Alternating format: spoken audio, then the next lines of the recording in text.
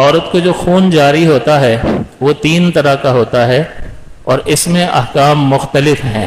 اگر وہ خون جو ہے عادتاً طبعاً جاری ہو تو یہ حیض کہلاتا ہے. بچے کی پیدائش کے بعد جاری ہو اس کو نفاس کہا جاتا ہے.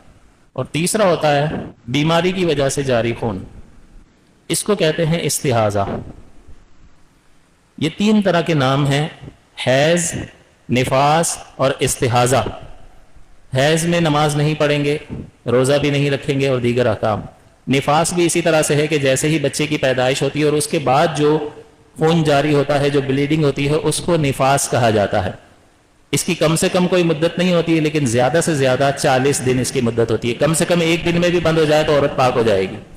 یہاں پر حیض میں کم سے کم 3 دن اور 3 رات اس کی مدت ہوتی ہے اور زیادہ سے زیادہ 10 دن اور 10 راتیں ہیں. یہ حیض شمار ہوتا ہے. اور استحاضہ جو ہے وہ بیماری کی وجہ سے جاری ہونے والا خون کہلاتا ہے.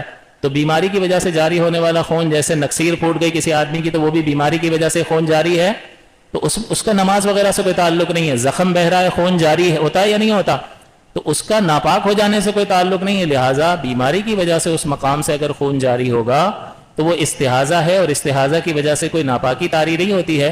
لہٰذا وہ نماز بھی پڑھے گی اور اس حالت میں روزہ بھی رکھے گی.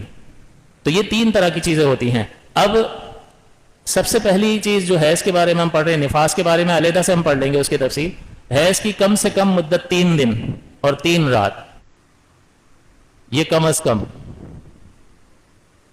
زیادہ سے زیادہ 10 دن اور 10 رات. اچھا، پہلی بات یہ کہ جیسے ہی یہ ایام شروع ہوں گے اور 3 دن ہو جائیں گے تو اس کا مطلب حیض شروع ہو گیا. تو اگر کسی بچی کو پہلی بار یہ خون جاری ہوا ہے اور 3 دن ہو گئے تو اس کا مطلب وہ بالغہ ہو گئی. لیکن 3 دن سے کم رہا اور بند ہو گیا اور پھر 15 دن کے اندر اندر دوبارہ نہیں آیا تو یہ استحاضہ ہے، یہ بیماری کا خون ہے. لہٰذا اس کا بالغ ہونے سے کوئی تعلق نہیں ہے. تو کم سے کم 3 دن اور 3 راتیں. لہٰذا اگر جیسے ہی بلیڈنگ شروع ہوگی، خون آنا شروع ہوگا، تو یہ سب سے پہلا کام کرے گی، نماز چھوڑ دے گی. آپ کے ذہن میں یہ سوال پیدا ہو سکتا ہے کہ بھئی یہ حیض تو اس وقت بنے گا نا جب 3 دن 3 راتیں مکمل ہو جائیں، یعنی 72 گھنٹے. جب 72 گھنٹے پورے ہو جائیں گے تو حیض کا حکم لگے گا، اور حالت حیض میں نماز منع ہوتی ہے. اس سے کم تو استحاضہ ہے، اور استحاضہ کی حالت میں وہ پاک ہے، تو نماز تو نہیں چھوڑنی چاہیے.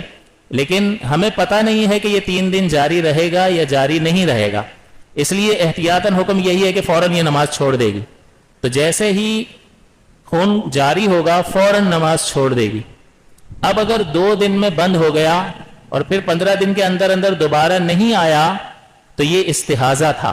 لہٰذا ان 2 دنوں کی نماز قضا کرنی ہوگی اس کو. لیکن اگر تیسرے دن بھی آ گیا تو اس کا مطلب یہ کیا ہے؟